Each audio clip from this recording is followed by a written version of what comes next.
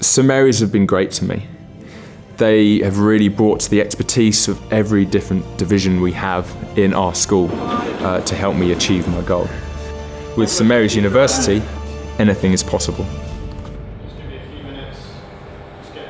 My name's Paul Huff and I'm a lecturer on the Health and Exercise Science programme, and I also work in our Human Performance Laboratory as a sports scientist. The Health and Exercise Science programme looks at both the promotion of health and physical activity in order to prevent, treat and manage chronic conditions such as obesity and diabetes. The other element of the programme looks at the practical elements of exercise and how exercise can be programmed for individuals to improve their conditions or prevent them from getting conditions such as heart disease in the first place. So we're here in the physiology lab and I'm about to do a VO2 max test with Paul. I'm really not looking forward to this. It's not my forte, but I'm actually quite excited to see how well I can really push myself. In order to do this type of challenge that Phil's undergoing, you need a good level of cardiorespiratory fitness, and that just means that your cardiovascular and respiratory system are able to efficiently deliver oxygen to the muscles. So individuals with a higher level of cardiorespiratory fitness will find long durations of exercise much easier than individuals with lower levels of cardiorespiratory fitness because they're working at a relative lower percentage of their maximum. So this type of test is important not just for performance, but it's actually really important for health as well.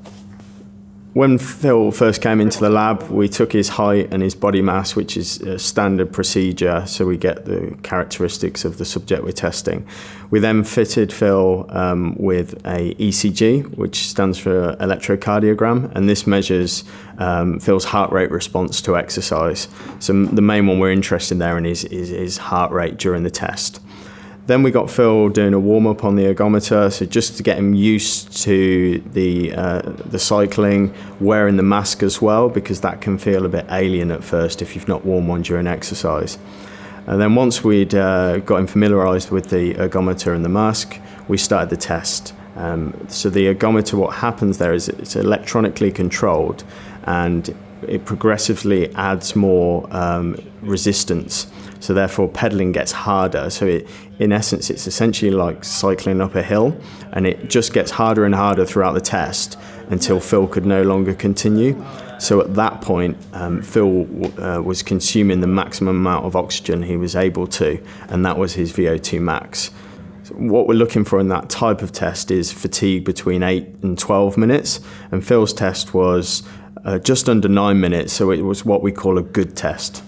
Phil's VO2 max was comparable to an average that we'd see in the everyday population. So it wasn't quite up there with some of the endurance athletes we work with, but one of the things that Phil's going to be doing over the next few weeks is working on this through doing cardiovascular training on a regular basis in order to improve his aerobic fitness. That was just as hard as I thought it was going to be. I'm actually quite disappointed. Yes, I've got average VO2 values, but I want to be more than average. That's what I'm really striving for, so I can really achieve something on this mountain. So I've got a lot of work to do.